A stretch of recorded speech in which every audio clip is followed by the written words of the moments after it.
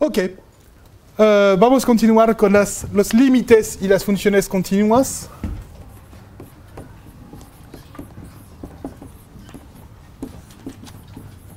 Y continuidad se llamaba.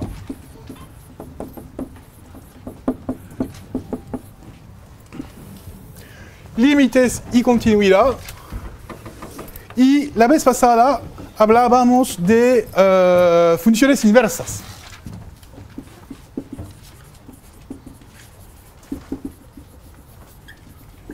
Entonces, voy a recordar el teorema, la proposición que vimos, que dice básicamente, si yo tengo una función f de i hasta r estrictamente creciente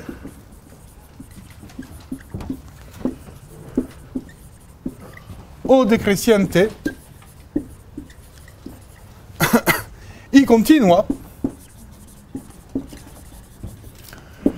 entonces define una biyección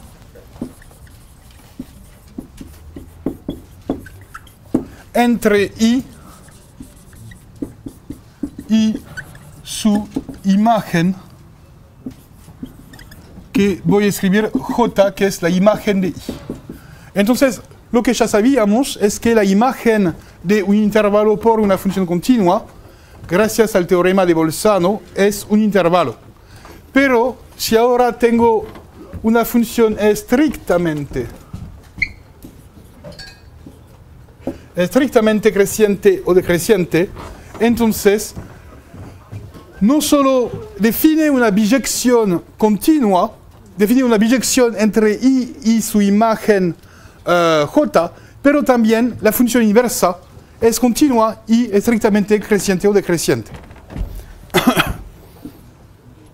Y además, la función inversa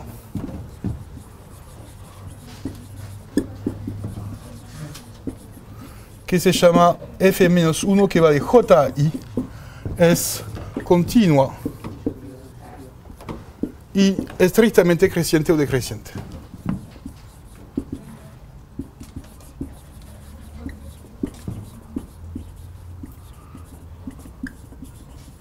Y de hecho tiene la misma variación. Es decir, si la función de partida era estrictamente creciente, la función de llegada es estrictamente creciente. Y viceversa para las funciones estrictamente decrecientes.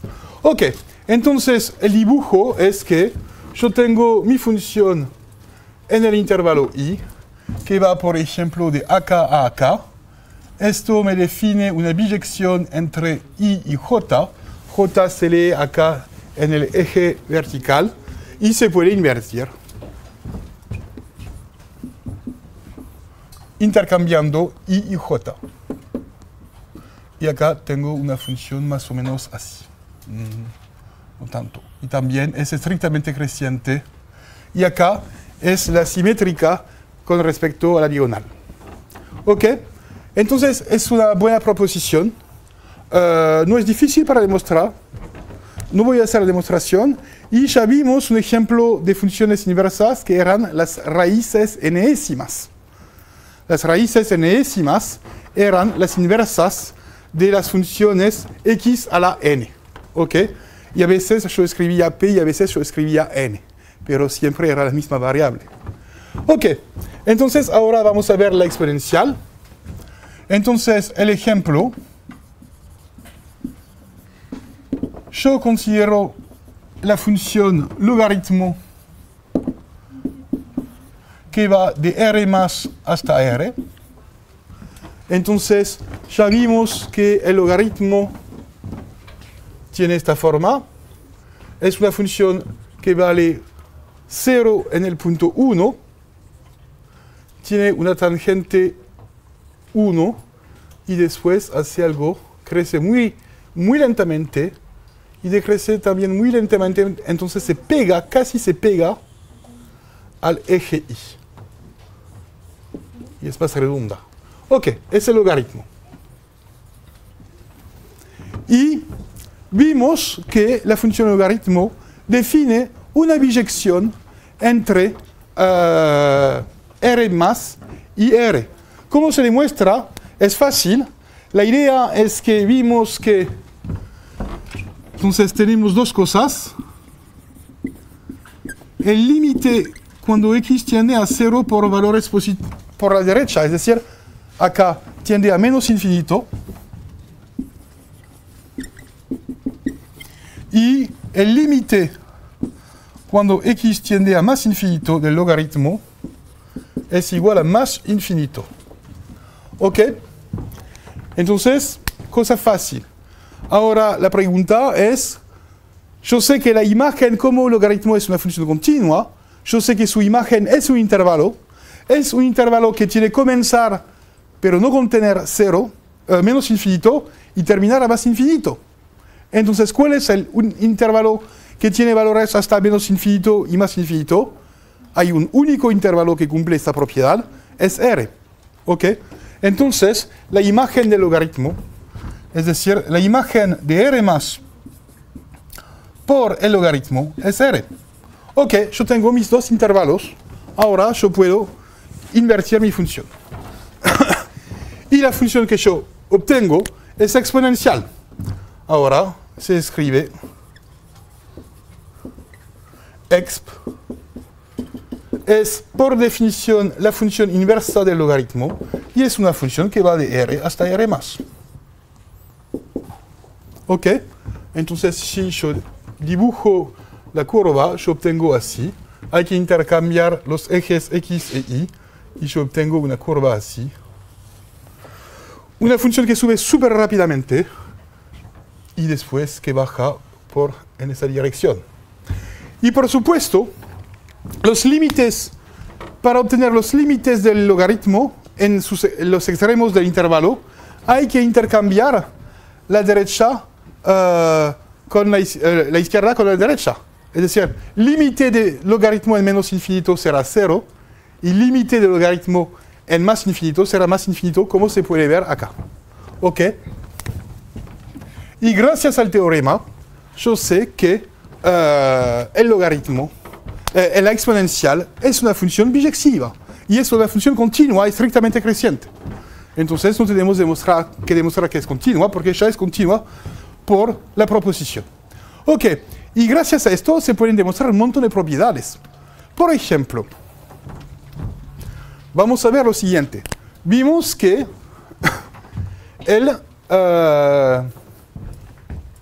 ¿cómo demostrarlo? Yo quiero demostrar la proposición, por ejemplo. Ya sabemos que el logaritmo tiene una propiedad fundamental. Transforma los productos en sumas.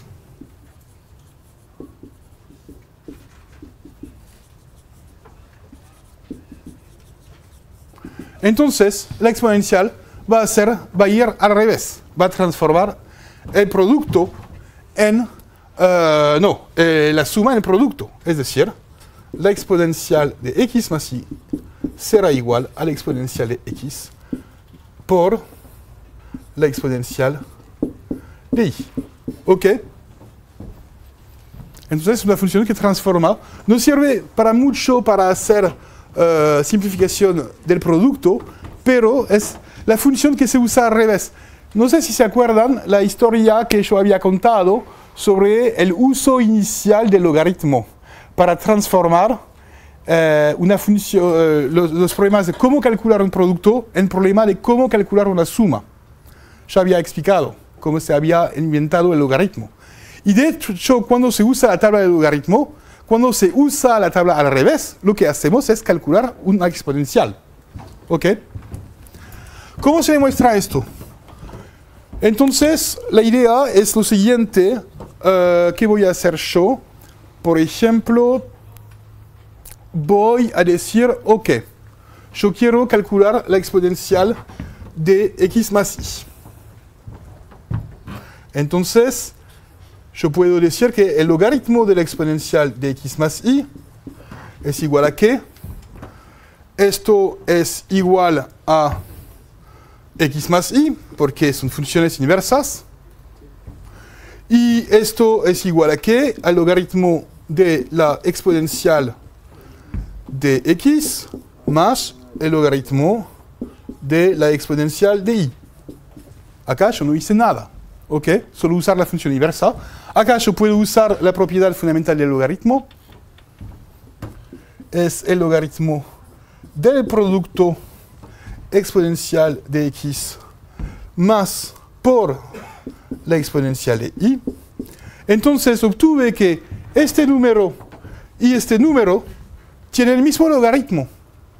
Como el logaritmo es inyectivo, se deducen que los números son iguales.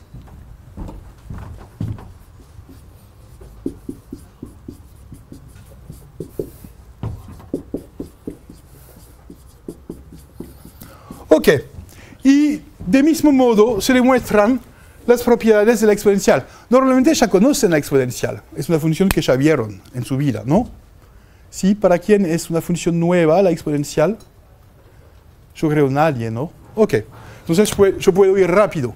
Ahora, a partir de esto se pueden deducir todas las propiedades usuales de la exponencial y en particular se puede deducir que la exponencial de menos x es igual a 1 sobre la exponencial de x y que la exponencial de 0 es igual a 1, lo que se mira acá. ¿Ok? Y ahora se define una constante. El problema es que sabemos que la exponencial de 0 es igual a 1 y el problema es cuál es la exponencial de 1 y acá es un nuevo número que se escribe e. Entonces la definición es, yo voy a escribir e, la exponencial de 1. ¿Ok? Una pregunta. ¿Sí? ¿Se puede decir que todas las propiedades que aplican para el logaritmo aplican para las exponenciales o no? No, porque hay que ir al revés. En general sí, pero cuidado en la formulación de la propiedad. Vale. Es decir, los límites, por ejemplo, hay que intercambiar el conjunto de partida y el conjunto de llegada. En la continuidad, exactamente misma propiedad. Estrictamente crecientes, ambas funciones lo cumplen. Y acá, cuando transforma, la idea es que solo hay que adaptarse al intercambio entre el conjunto de partida y el conjunto de llegada. Entonces no hay muchas cosas que decir. Cuando sabemos muchas cosas sobre la exponencial, cada vez que vamos a obtener una información sobre la exponencial, siempre vamos a deducir la información correspondiente sobre la exponencial. Pero acá hay una cosa interesante. Ahora tenemos un nuevo número y vamos a admitir hoy que este número es más o menos igual a este. Ok. De hecho, es un número como pi. Es un número que no solo es irracional, no vamos a demostrarlo, es muy complicado. No es un número racional. Es un irracional como raíz de 2. Y es peor que raíz de 2, y es similar a pi, es que no es solución de ningún polinomio con coeficientes enteros. Al contrario de la raíz de 2. La raíz de 2 es solución del polinomio x cuadrado menos 2 igual a 0. Y es un polinomio súper sencillo que solo tiene coeficientes enteros. Acá se puede demostrar que para todo polinomio con coeficientes enteros, sus soluciones no incluyen e. Y ni incluyen pi. Son números que se dicen que son trascendentes. Entonces, son números más complicados que los irracionales. Ok, ahora tenemos esto, tenemos e, y se observa lo siguiente, es que hay una proposición muy sencilla, que es que la exponencial de n para todo n natural es igual a ¿qué? Es la exponencial de 1 más 1, ¿no? Y como transforma la suma del producto, yo obtengo e por e, n veces, y es igual a e a la n. Ok, entonces la exponencial de 1 es e a la n. Y la idea es que por analogía con esta notación,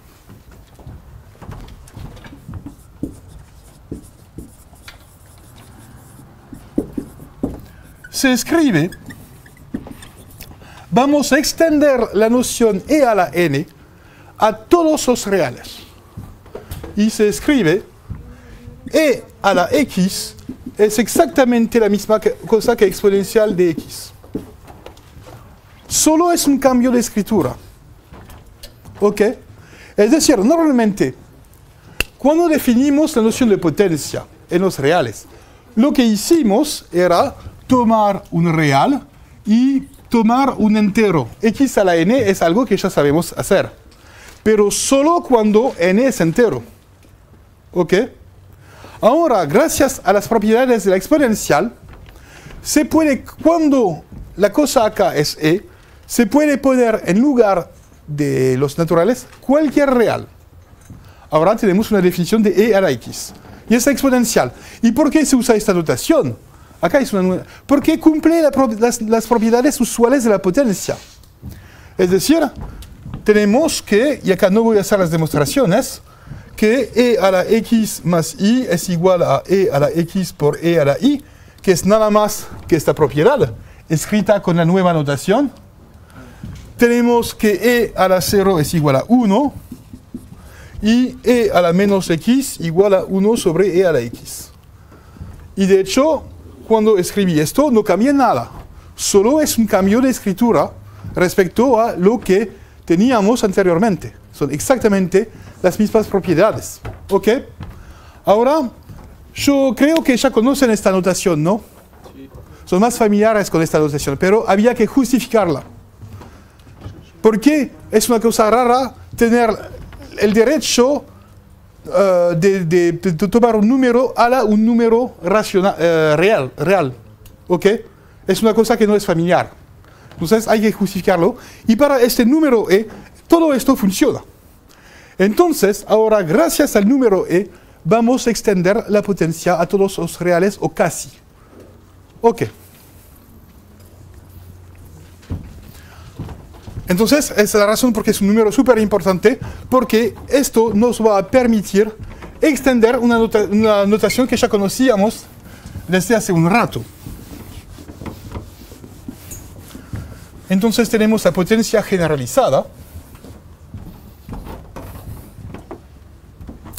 Entonces, potencia. Es claro que si x...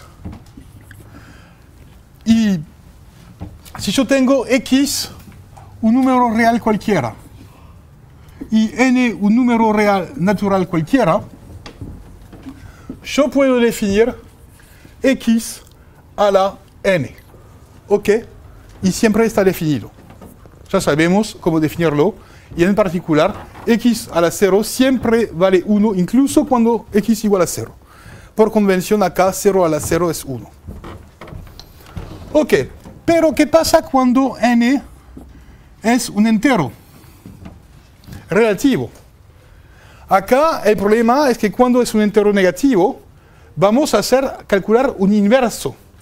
Entonces hay que cuidar que x sea distinto de 0.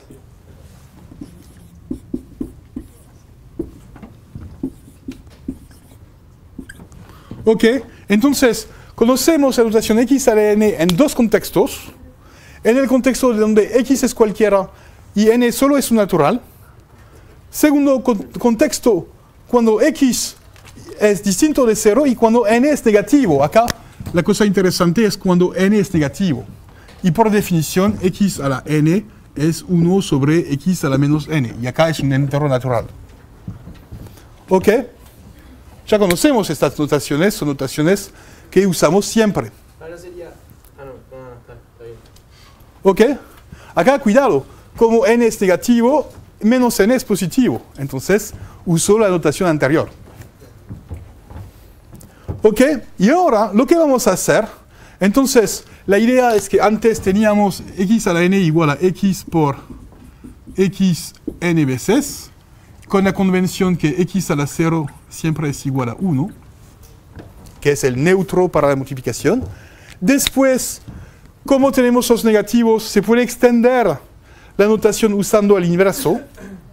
Pero cuidado, hay que verificar que x no es nulo. Y ahora vamos a hacer más. Vamos a extender la notación cuando n es un real. Pero en este caso solo se puede hacer cuando el número es positivo. Ahora, x positivo y ahora es un real cualquiera, y yo puedo definir, por definición, x a la i, ahora, yo puedo definir, la definición es e a la i por el logaritmo de x. Y esta razón por qué se toma x positivo, porque el logaritmo de x está definido solo cuando x es positivo. ¿Ok? Y esto me da la potencia generalizada.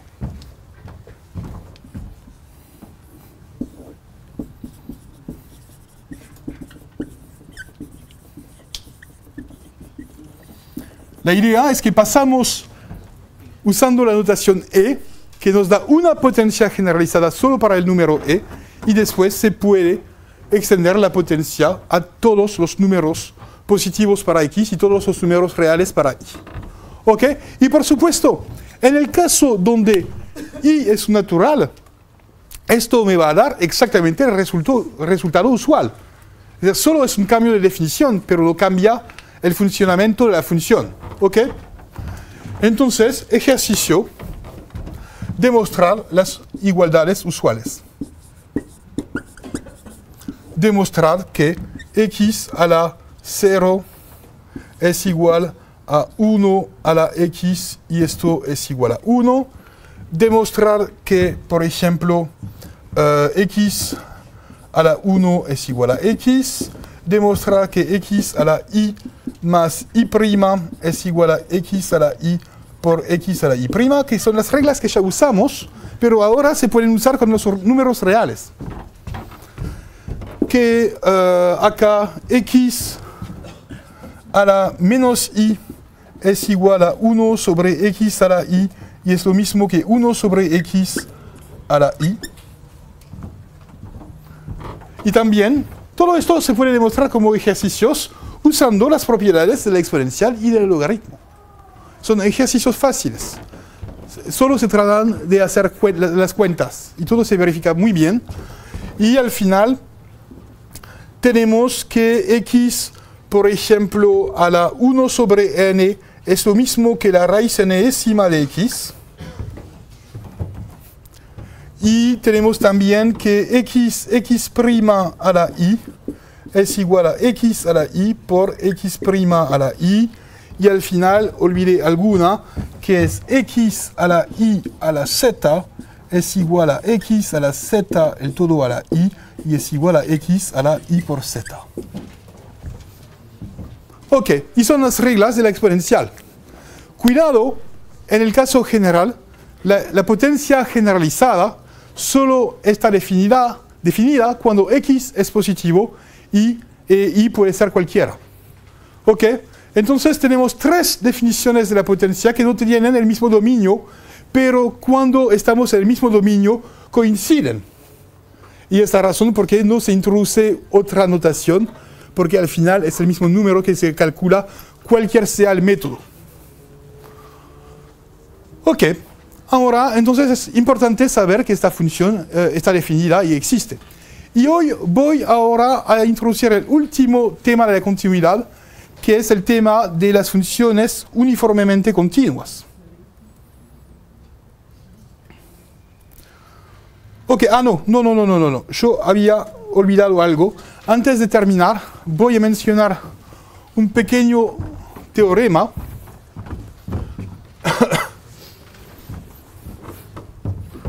Proposición. Entonces, nueva sección es funciones definidas a partir de integrales. Entonces, lo que voy a hacer es demostrar la primera parte, la parte continua del teorema fundamental. Primera parte, es la siguiente proposición. Si f es una función de i en R que es localmente integrable.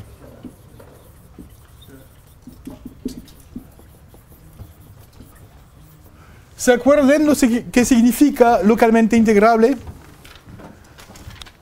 Significa que en todo intervalo cerrado adentro de i la función es integrable en dicho intervalo.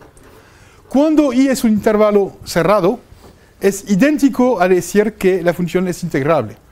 Pero cuando es un intervalo abierto, dice que se puede integrar en cualquier intervalo cerrado en mi intervalo abierto. Ok. Y si A es un punto del intervalo I, entonces la función f mayúscula que va de I hasta R, definida por f mayúscula de x es igual a integral de a x de f de t dt. Acá es una función bien definida, porque para todos a y x en el intervalo, acá yo obtengo un intervalo cerrado, yo puedo integrar. ¿Ok? Entonces es una función bien definida y esta función siempre es continua. Cuidado, hay que fijar uno de los extremos, a, y el otro es el extremo variable. Y esta función siempre es continua. Ok, cualquiera que sea la función localmente integrable. Es decir, la integral es algo que regulariza la función. Parte de una función solo integrable, y vimos que había un montón de funciones integrables no continuas. Por ejemplo, todas las funciones monótonas crecientes son integrables, pero no son necesariamente continuas. Y esto regulariza la función, me la transforma en una función continua.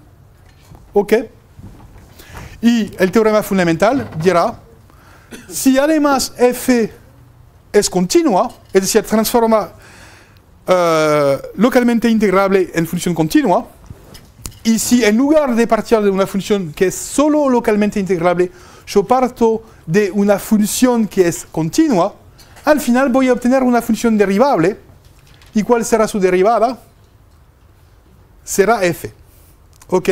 Será el teorema fundamental que vamos a ver cuando vamos a introducir la noción de derivada. Ok, pero hasta ahora solo podemos hablar de continuidad, entonces demostramos la primera parte, ¿ok?, del teorema. Ok, entonces es muy interesante porque tenemos un método para construir funciones continuas a partir de funciones integrables. En particular, si yo tengo una función creciente, cualquiera que sea, si yo construyo esta cosa, yo obtengo mágicamente una función continua. Ok, la integral es conocida para regularizar las funciones. Ok, entonces hay que demostrarlo. No sé si yo tengo demostrarlo, el tiempo de demostrarlo. Voy a ver, porque la demostración está en los apuntes. Ok, voy a demostrarlo. No es difícil. Entonces la demostración es la siguiente. Demostración. Yo me doy un x0 fijado en I, y ¿qué quiero yo hacer? Demostrar que f mayúscula de x sub 0 tiene límite en el punto x sub 0 igual a f de x sub 0. Es lo que yo quiero demostrar. Entonces, voy a usar el hecho que como mi función es localmente integrable, ya vimos que las funciones integrables están acotadas. Entonces, cada función localmente integrable está localmente acotada. Entonces, yo puedo tomar una cota alrededor de x sub 0. Sea, entonces, como f es localmente integrable,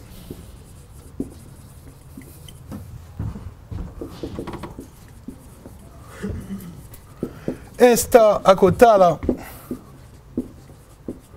en un entorno de x sub 0.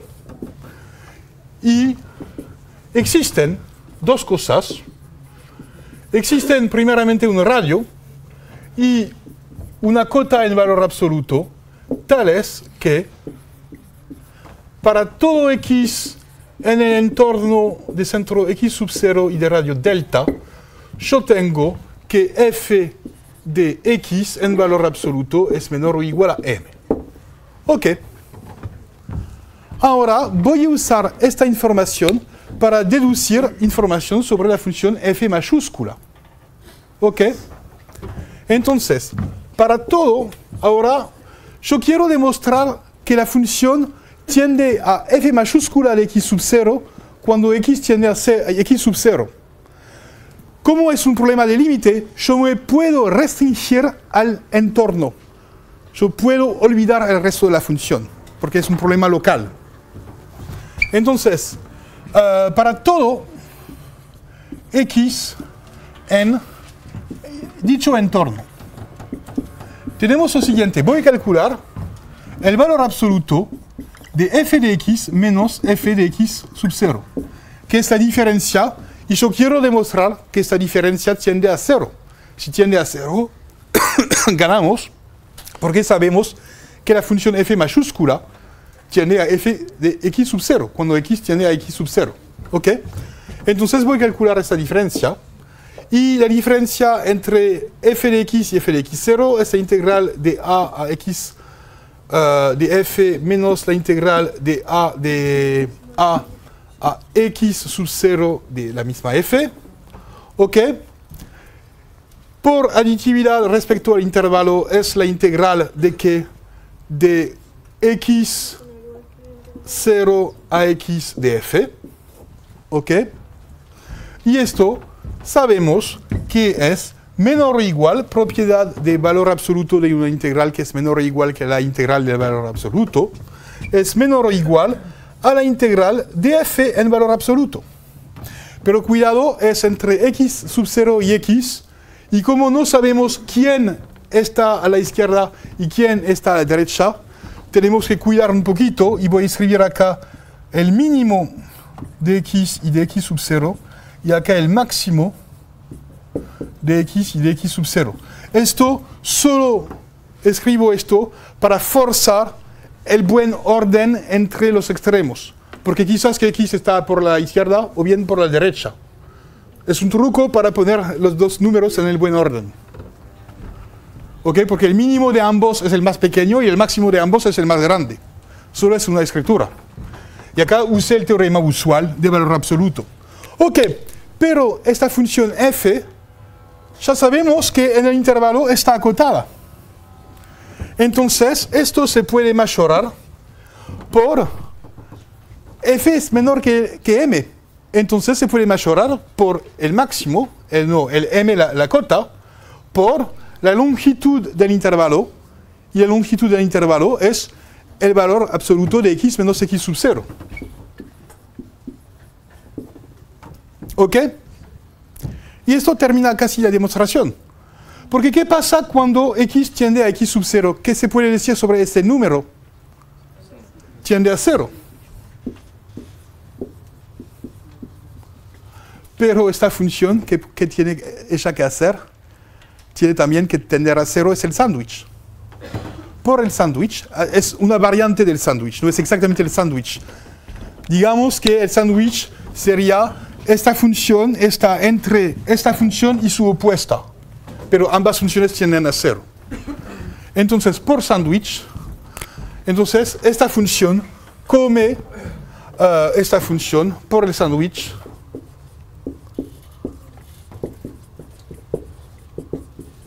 Yo tengo que el valor absoluto de f de x menos f de x sub 0 tiende a 0 cuando x tiende a x sub 0. Es decir, es lo mismo que f de x tiende a f de x sub 0. Y esto demuestra que la función es continua en el punto x sub 0. ¿Ok? Entonces, es la cosa usual que conocemos sobre las funciones definidas a partir de integrales. Entonces, de nuevo, esto nos da un método para construir un montón de nuevas funciones. Ya vimos un ejemplo de función definida a partir de una integral. ¿Cuál era el ejemplo? El logaritmo. Definimos exactamente el logaritmo según este método. Entonces, esto nos da una nueva demostración que el logaritmo es una función continua, porque es una función definida a partir de este método. ¿Ok? Y se pueden definir un montón de funciones así. Por ejemplo, acá solo para hacer un ejercicio para ustedes, puse un ejercicio. Ejemplo de función que se integra fácilmente. Acá, por ejemplo, yo puedo partir de la función f de... Yo tomo la función f de t igual a 1 sobre 1 más t cuadrado. Ok, es una función par. Acá que tiene un eje de simetría respecto a i. Acá en 0 vale 1. Y es una función que tiende a 0 cuando t tiende a menos infinito. Y que tiende a 0 cuando t tiende a más infinito. ¿Ok? Y esta función, entonces, es fácil demostrar que es creciente en R negativo y decreciente en R positivo. Entonces, es localmente integrable. Porque sabemos que es integrable acá localmente, es integrable acá localmente, pegando todo, es integrable en cualquier intervalo de R. Ok, entonces podemos definir una función f de x, la definición es la integral de 0 a x de 1 sobre 1 más t cuadrado de t, y esto está bien definido. Ok, y después hay que estudiar dicha función. Hay un ejercicio, se puede demostrar que esta función es impar, que es estrictamente creciente, y más difícil, no está en el ejercicio porque es difícil, demostrar que esta función tiene límite en menos infinito y más infinito. ¿Cuál es el límite de dicha función en más infinito? No, porque es una función estrictamente creciente. Acá, cuidado, acá es f, pero si yo integro, la integral que yo voy a obtener representa esta área. Acá será f de x. Entonces, si yo hago la curva de f de x, yo voy a obtener algo que va a crecer así, y que va a crecer más y más lentamente, y que va a tener un límite. Y acá será exactamente la misma cosa por la izquierda, pero con un signo menos. Entonces voy a obtener una función impar. Ok. Y después hay la pregunta a 10.000 pesos, que de hecho esta función tiende a un número 1. Yo puedo dar un peso, pero es falso. No, entonces voy a dar la respuesta. Es muy interesante porque es fácil definir tal función, no hay que hacer nada. Esta función es súper conocida, es fácilmente integrable. Ahora usamos el teorema, obtenemos otra función. El límite acá tiende a pi sobre 2. Es una definición posible de pi. Es una definición matemática posible de pi. Vamos a ver después por qué, en el curso sobre la trigonometría. Pero de hecho, allá tiende a menos pi sobre 2, entonces el intervalo que recorre es exactamente pi. Dicha función. Entonces es súper fácil, a partir de funciones, de hecho es una función conocida, es la función arcotangente. Es la función arcotangente. Acá f de x es arcotangente. Sí, ya conocían la derivada de arcotangente, era 1 sobre 1 más t cuadrado, pero es tan fácil para mí esconderlo.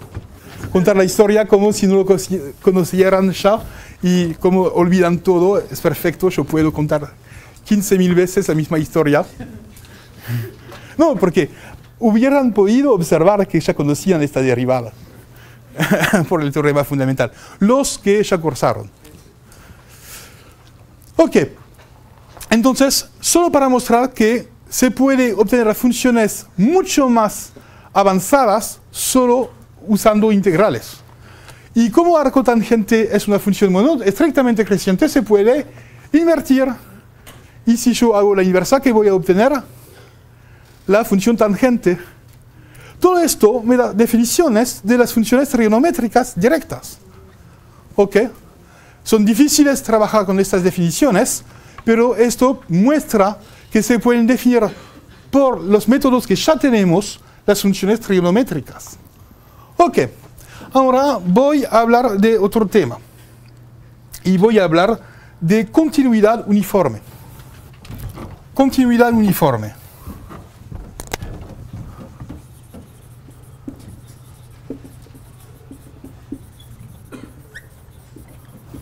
Ok, voy a comenzar con una idea. Ya vimos que para demostrar que una función es continua en un punto, se trata de asociar a cada precisión epsilon un radio delta que funciona. ¿Ok? Eso que hicimos siempre es el ejercicio de construir un límite. Yo tengo dame una precisión, yo te devuelvo un radio. ¿Ok? Es el juego del límite entre dos jugadores. Alguien me dice, yo quiero conocer este número con tal precisión, y el oponente devuelve un radio que funciona, que da la función con la buena precisión. Ok, ya observamos que el delta en función del epsilon, es decir, cuando tenemos la función que a cada epsilon me asocia el delta de epsilon, ya observamos que esta función no es única. Es decir, si yo tengo un radio que funciona, yo puedo reemplazar mi radio por cualquier radio más pequeño y también funciona.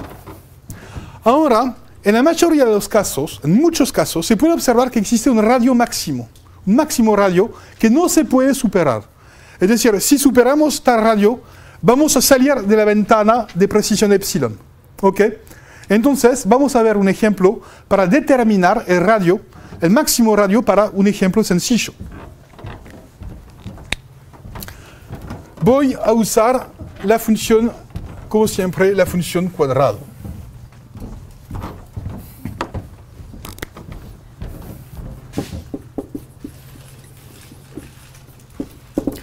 Yo considero la función de R en R definida por f de x igual a x cuadrado. Ahora, yo me doy... Como es complicado trabajar con los números negativos, solo voy a mirar lo que pasa en la parte positiva. Ok, yo me doy un x sub 0 positivo y una precisión positiva, y para facilitar las cuentas, saben que cuando se trata de demostrar que una función es continua, no se necesita mirar todas las precisiones, solo se necesita mirar las precisiones bastante pequeñas. ¿Ok? Porque si yo sé calcular una función a menos de una precisión pequeña, también sabré calcularla a menos de una precisión grande. ¿Ok? Entonces yo voy a considerar un epsilon tal que epsilon técnicamente es menor o igual a x sub 0 cuadrado. Yo me doy un límite. Es decir, no me importa calcular epsilon f de x cuadrado con una precisión más grande. Solo estoy interesado en las pequeñas precisiones. Ok, y el objetivo es obtener delta, determinar delta, el máximo delta,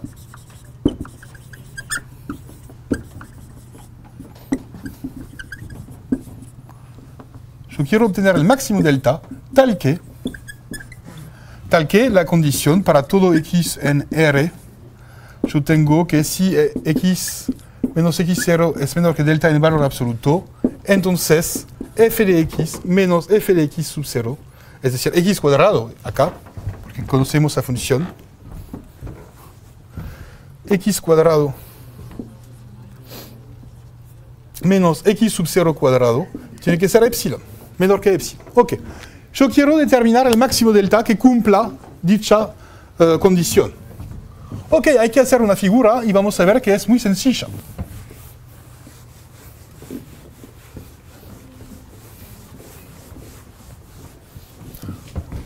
Yo tengo mi función que es una parábola, algo así. Yo tengo x sub 0. Acá yo tengo x sub 0 cuadrado. Gracias a mi epsilon, que es menor que x sub 0 cuadrado, esto me define una ventana de radio epsilon. Y es claro que si yo hago esto, es claro que tenemos que x sub 0, entonces el problema es hallar x sub 0, x de tal modo que x se encuentra entre este número y este número. Es decir, yo tendré, es claro que x cuadrado menos x sub 0 cuadrado es menor que epsilon, es equivalente a decir que es equivalente a decir que acá yo tengo x cuadrado entre, es menor estrictamente, que x cuadrado, 0 cuadrado acá más epsilon, ¿ok? Es decir, x cuadrado tiene que encontrarse en esta ventana. Ok, y yo voy a elegir x positivo porque no me interesa mirar lo que pasa por la izquierda. Entonces voy a considerar x positivos solo para facilitar las cuentas y para no distinguir casos. Ok, entonces yo puedo aplicar la raíz cuadrada y yo obtengo la raíz cuadrada de x cuadrado menos epsilon, tiene que ser menor que x, menor que la raíz cuadrada de esto. Y es decir, que x, tengo esto. Entonces, ¿qué pasa acá? Acá yo tengo este número, que es raíz cuadrada de x sub 0 cuadrado más epsilon. Y acá yo tengo este número, raíz cuadrada de x sub 0 menos epsilon. Entonces, esto nos da una estimación para el radio. Porque el radio tiene que ser más pequeño a la vez que esta distancia y que esta distancia. ¿Claro? Entonces debemos delta debe cumplir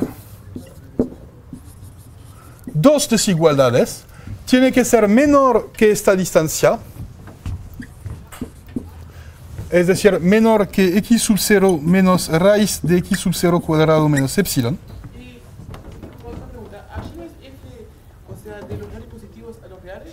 ¿O no? Sí, acá no importan mucho las cuentas.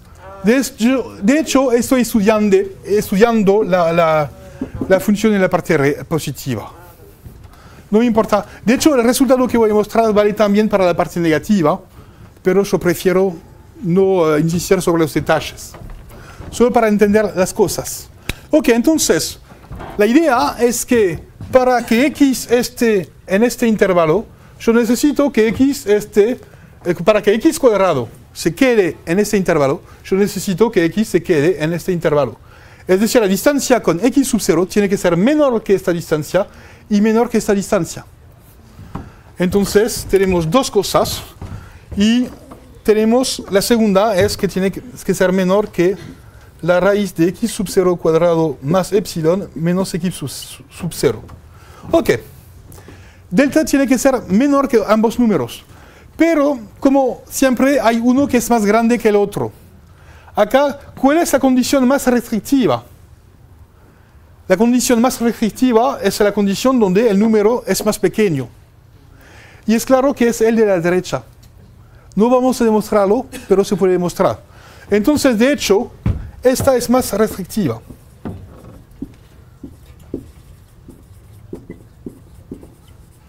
¿Ok? Y al final, se deduce que este número es el radio máximo. Es el máximo radio que se puede usar. Es decir, si yo supero este radio, no voy a conseguir obtener la desigualdad a menos de epsilon. Entonces, el máximo radio es este.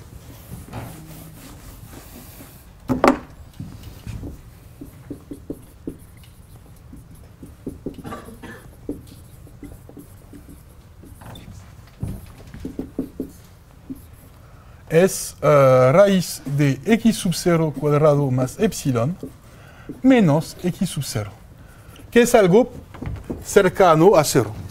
¿Ok? Y se puede demostrar que es el máximo radio. Porque la intuición es que si yo salgo de este radio, voy a obtener un número cuya imagen supera el límite autorizado por la ventana. Ok. ¿Y qué se puede observar sobre el radio? De hecho, el máximo radio depende de x sub 0.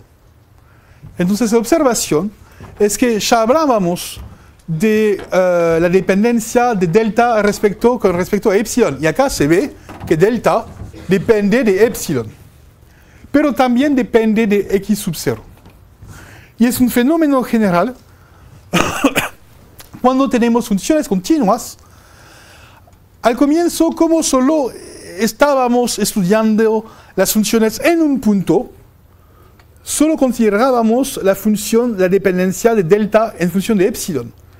Pero ahora, cuando varía x sub 0, hay que observar que el radio no solo depende de epsilon, pero que también depende de x sub 0. Entonces, la moraleja es que delta depende de epsilon y de x sub 0, y se ve acá. ¿Ok? Es la continuidad usual. Es decir, la continuidad es dame un delta que funciona para tal epsilon y que funciona para tal punto. Quizás que si yo cambio mi punto, mi delta no va a funcionar para el mismo epsilon.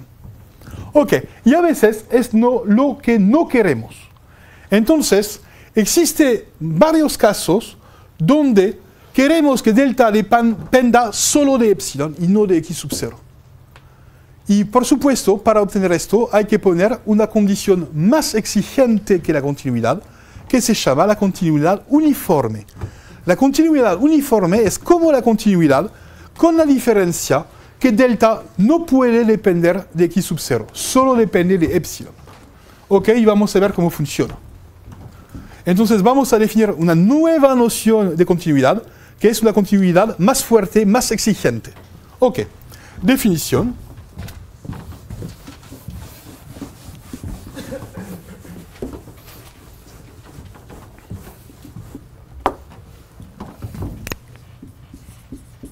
Definición, una función f de i en R es uniformemente continua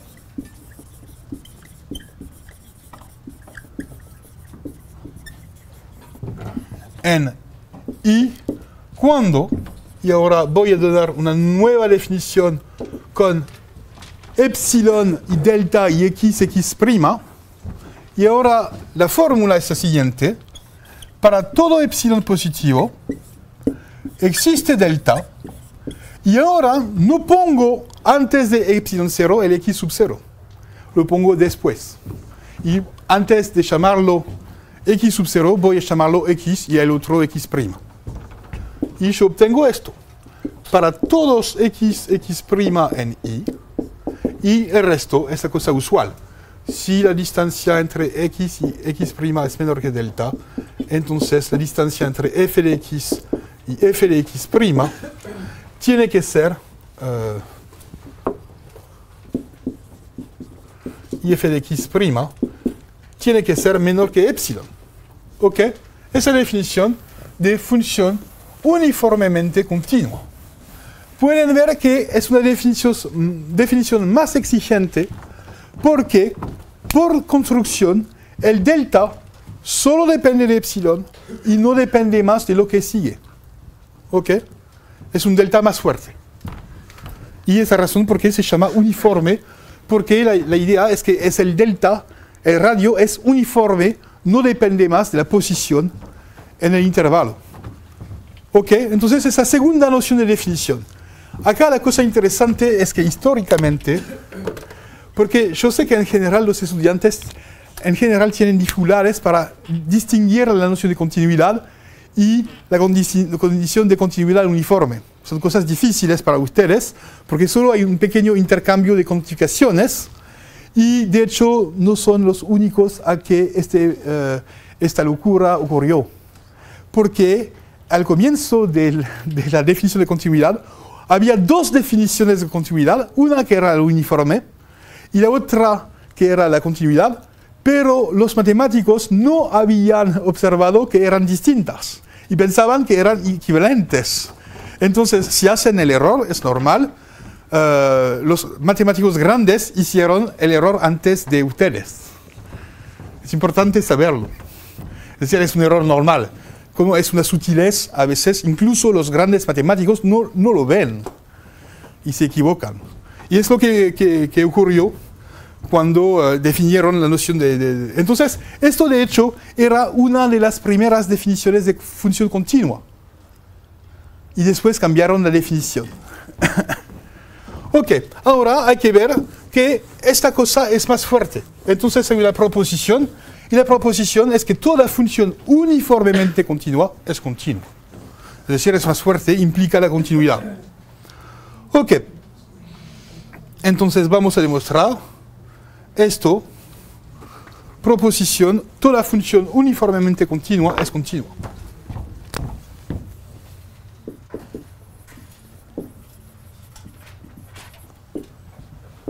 Uniformemente continua es continua.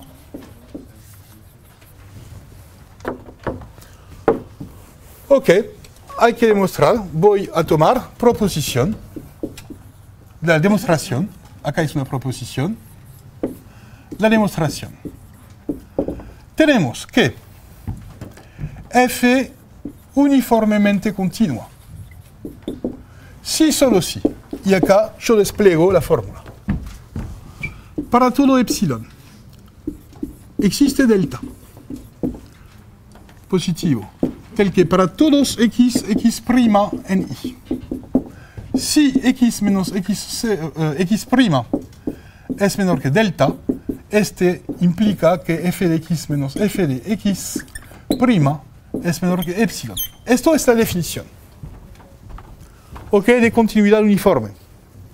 Ahora, yo observo que acá la fórmula comienza por una cuantificación de tipo para todo existe. ¿Qué se puede hacer cuando en matemática yo tengo un para todo y después un existe? Yo puedo intercambiar, pero solo es una implicación. ¿Ok? Si yo digo, por ejemplo, no sé, existe una nacionalidad que toda la gente tiene acá, yo puedo deducir que toda la gente tiene una nacionalidad. Por ejemplo. ¿Ok? Si toda la gente tiene una madre en común, que en general es una cosa rara, pero si supongamos que toda la gente tenga una madre en común, entonces toda la gente tiene al menos una madre. Pero la recíproca no se cumple, porque acá estoy de acuerdo que cada uno acá tenemos una madre, pero no se puede decir que compartimos la misma. ¿Ok? Es decir, para todo existe, no, existe para todo, siempre implica para todo existe, pero la recíproca no se cumple. Entonces, acá es la cuantificación, el intercambio que podemos hacer, pero solo es una implicación, y la implicación recíproca no funciona, pero implica. Existe delta. No. ¿Qué hice yo? Ah, no, me equivoqué completamente. Disculpa. Por supuesto, yo no puedo intercambiar en esta dirección, porque es un para todo existe. Lo que yo puedo hacer es existe para todo, implica para todo existe. Pero acá existe para todo. Es acá que yo puedo intercambiar. ¿Pueden ver? Yo voy a intercambiar este existe con este para todo. Disculpa, me dormí, es horrible. Ok, entonces, esto implica, este para todo no se mueve, y ahora voy a intercambiar este delta y este x. Esto dice que para todo x en i, existe delta, y ahora me queda el x', para todo x' en i, y el resto no cambia. ¿Entienden lo que hice? Digo, acá existe un delta que funciona para todo x. Entonces, para todo x existe un delta. ¿Claro? ¿Para ustedes? Es una cosa muy importante. Es decir, cuando yo digo existe tal que para todo, es una figura de tipo. Existe un tipo que funciona para todo. Y para todo existe, es decir, para cada gente existe alguien. Y son distintos. Acá el existe es único. Y acá los existe hay uno para cada objeto anterior. Ok, entonces solo es un intercambio y el resto no cambia. Y ahora yo tengo para todo y para todo. Y cuando tenemos para todo y para todo, ¿qué podemos hacer? Acá podemos intercambiar, no tiene ninguna importancia. Porque siempre se pueden intercambiar dos cuantificaciones del mismo tipo. Ok. Entonces, esta cosa es equivalente a para todo x en i. para todo epsilon positivo, para todo existe delta, tal que positivo, tal que para todo x' en i, y ahora, si miran, esa definición de continuidad. Solo es un intercambio de cuantificaciones. Realmente no hay nada más profundo que esto. Nada menos profundo que esto. Es decir, es algo trivial. Es decir, ya esto nos permite ver que la fórmula de continuidad uniforme es más fuerte. ¿Ok? Y después yo tendría que escribir el resto. Voy a escribirlo. Es decir, tenemos que x menos x' es menor que delta, implica f de x menos f de x' menor que delta. Ah, sí, cambié las notaciones. En lugar de escribir x sub 0, escribí x. Y acá, en lugar de escribir x, escribí x'. Entonces, en la definición usual de continuidad, hay que cambiar las variables x sub 0 y x por x y x', pero es la misma fórmula. ¿Eso es menor a delta o menor a epsilon? Ah, disculpa, por supuesto. Es mejor así, ¿no? Está mejor. ¿Sí? En la definición de nosotros de continuidad, como que dijimos que x tenía que ser un punto adherente. O sea, sí, pero acá no, es más que un punto adherente. Es para todo punto de intervalo. La continuidad tiene sentido solo en el intervalo. Son los límites que tienen sentido para los puntos adherentes. Pero para la continuidad solo se consideran los puntos adentro del intervalo. Porque tenemos que verificar que la función tenga el mismo límite que el valor de la función. Entonces, la función tiene que estar definida. Ok, entonces es realmente la definición. Acá no puse el cero menor porque vimos que en el caso continuo no se necesita. Ok, entonces solo es un intercambio, son dos pasos lógicos. Intercambio de tipo existe para todo, implica para todo existe. Y después intercambiar dos cuantificaciones universales. Y no hay nada más. Entonces no es algo profundo. Es algo que dice, se puede intercambiar el orden y en una definición obtenemos algo más exigente y en otra definición obtenemos algo menos exigente. Ok. Ahora tenemos la continuidad uniforme. Y es claro que tenemos un contraejemplo de función que es... Entonces hay que mostrar que no son equivalentes. Y ya vimos el contraejemplo, está allá. La función que es continua sin ser uniformemente continua, la más sencilla es el cuadrado. Entonces no hay que buscar muy lejos un contraejemplo. Entonces el ejemplo es... De hecho no es un ejemplo, es un contraejemplo. Contraejemplo.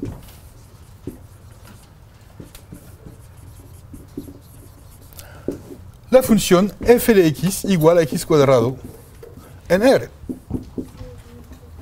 Porque vamos a ver que esta función, por supuesto que es continua, es decir, satisface la condición menos exigente, pero vamos a ver que no satisface la condición más exigente.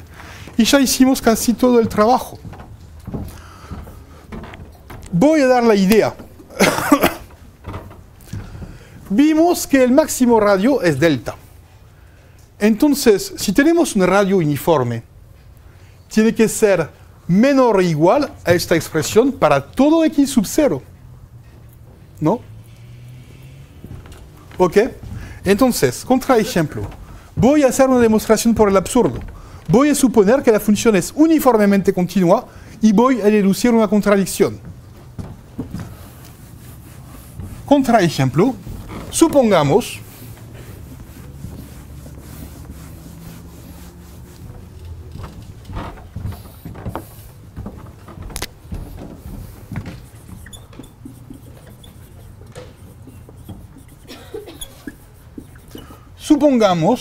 que f de x igual a x cuadrado es uniformemente continua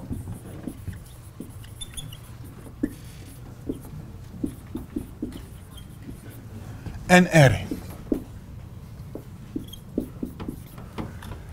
Esto quiere decir que, dado fijado epsilon, existe una precisión delta positiva tal que para todos x en R, tenemos que si la distancia entre x y x' es menor que epsilon, tenemos que la distancia entre los cuadrados tiene que estar menos que, y acá es un delta. ¿Ok? Cada vez me confundo. Ok, es lo que necesitamos. Pero en particular, es claro que fijado x positivo, ahora voy a fijar x positivo, la idea es que si yo tengo esta propiedad, también tengo la misma propiedad para todos los x' positivos. Yo puedo ignorar la parte negativa. Entonces, fijado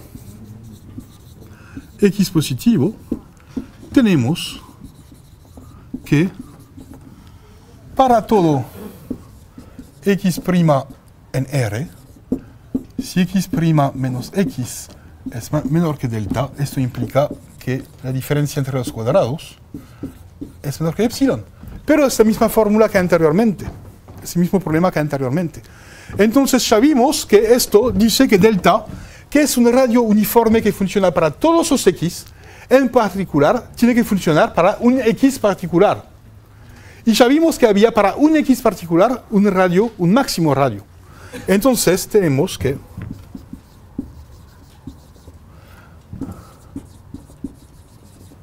el radio delta tiene que ser menor o igual al máximo radio anterior, que era raíz cuadrada de x cuadrado más epsilon menos x. Cuidado, ahora reemplace x sub 0 por x, porque en la definición x y x' ahora son más simétricos.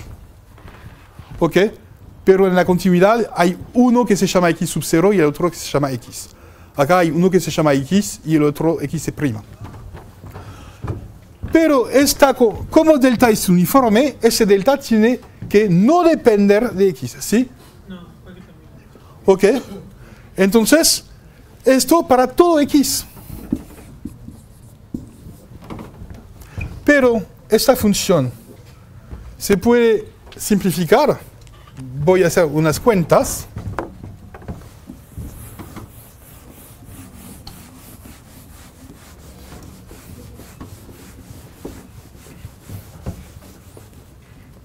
Esta función, ¿cómo? En lo de fijado de x mayor a 0 no están las x' no son X' desapareció acá. La idea es que está adentro de esta cuantificación. Lo que yo digo es que delta tiene que ser menor que este número.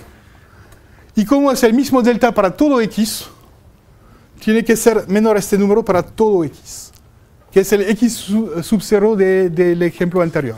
Igual hablaba arriba, para todo x' perteneciente al real. Acá sí. De valor absoluto. Pero sí, acá hay valores absolutas. No entiendo lo que es el problema. Tenés el Estoy prima diciendo del si lado. tienes que intercambiar. Ah, sí, hay que intercambiar, sí, pero son valores absolutos. No importa, es un valor absoluto. Sí, tenés razón. Formalmente intercambié x y x' con respecto a la definición usual de continuidad. Pero, por favor, es un valor absoluto. Entonces el orden no importa. ¿Ok? Entonces tenemos esto. Pero no era una buena observación, porque cuando yo lo escribí, me dije exactamente en los apuntes, ok, no sé en cuál orden yo voy a escribirlo, porque en cualquier situación me van a gritar. Me van a decir, profe, intercambiaste las variables y yo no entiendo nada más. Y ya me decía, ok, voy a explicar que el valor absoluto, por debajo de un valor absoluto, esto no importa. Ok, tenemos esto. Entonces, ¿qué pasa? Tenemos delta, que es menor que la raíz de x cuadrado más epsilon y el todo menos epsilon, menos x. Ok, hay que simplificar esta expresión. ¿Cómo se hace? Hay que multiplicar por la expresión conjugada. Esto es igual a raíz de x cuadrado más epsilon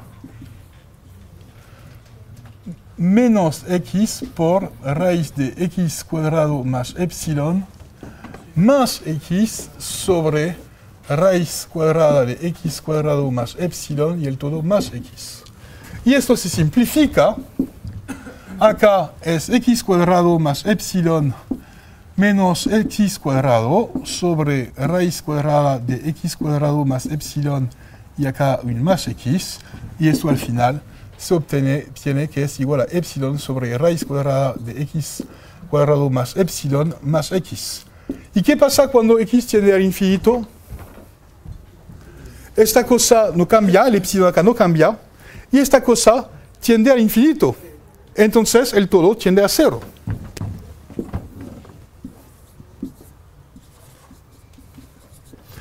Pero el delta no cambia. ¿Qué puedo yo deducir sobre delta? Es menor o igual a cero.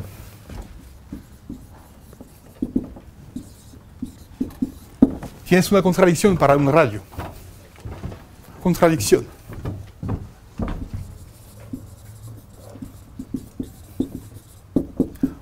Pues por supuesto supusimos que era positivo.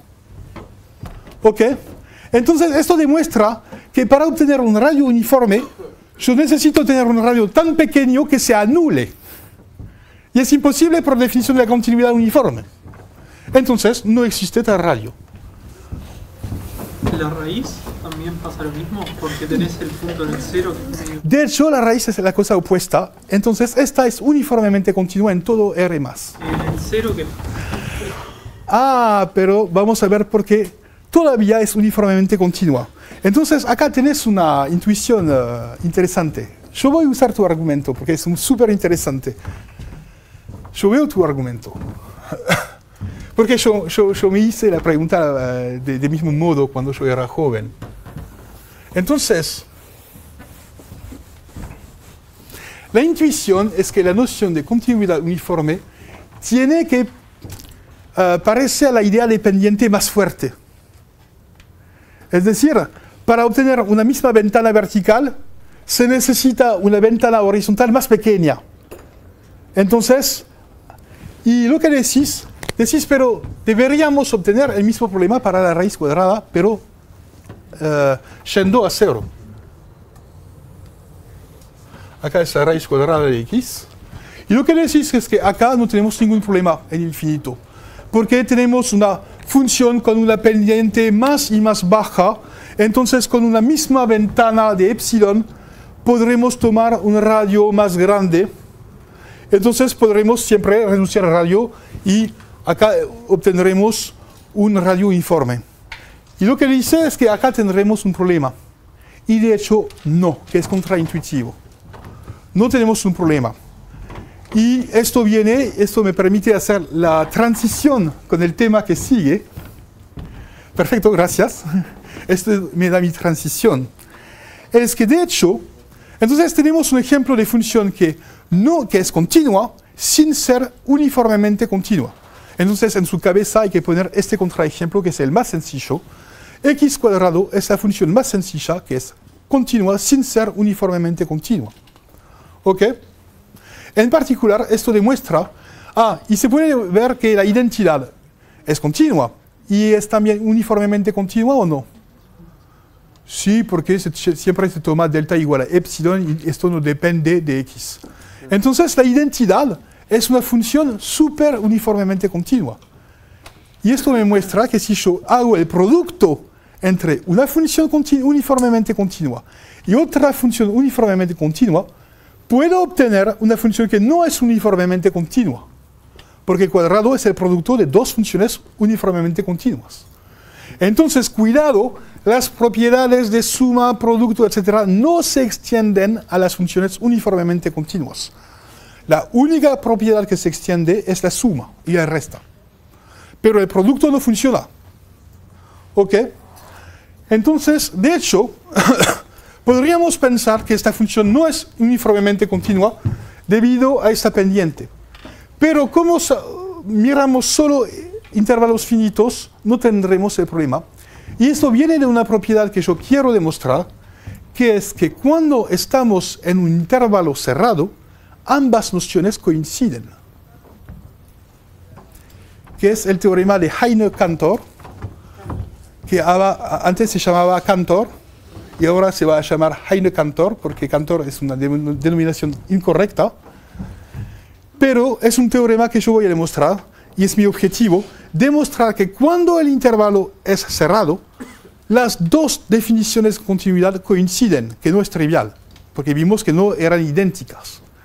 Entonces, ahora es mi objetivo, es la demostración del teorema de Cantor. Entonces, la situación es la siguiente.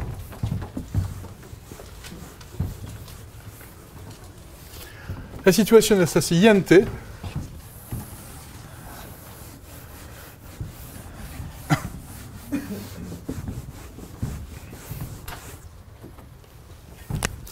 Es que en general tenemos continuidad uniforme, implica continuidad, que es menos exigente, pero la recíproca no se cumple en un intervalo general. Y vimos un contraejemplo, ¿ok? Que es la función x cuadrado en R. Ok, pero cuando el intervalo es de la forma AB, entonces ambas definiciones coinciden. O no coinciden, son equivalentes.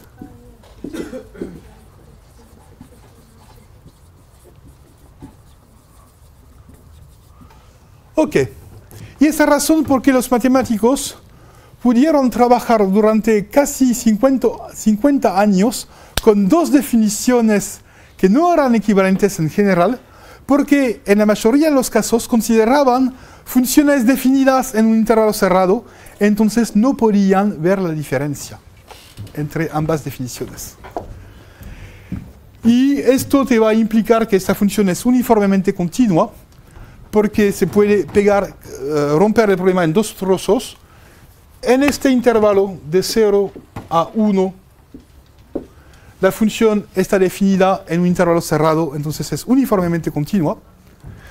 En la otra parte, tu intuición funciona, no hay ningún problema, y cuando se pega todo, hay que tomar el delta mínimo entre ambas partes, y se obtiene que la función es globalmente uniformemente continua, lo que es contraintuitivo.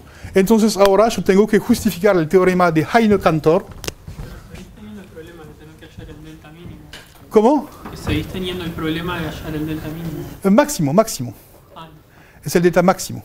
No, la idea es que acá el problema es que no tenemos mucho espacio para desplazar acá cuando tenemos el epsilon. Esto nos fija un límite, que no era el caso al infinito. Ok, ahora voy a enunciar el teorema de Heine-Cantor, es decir, toda función continua en un intervalo cerrado AB es uniformemente continua en Ale.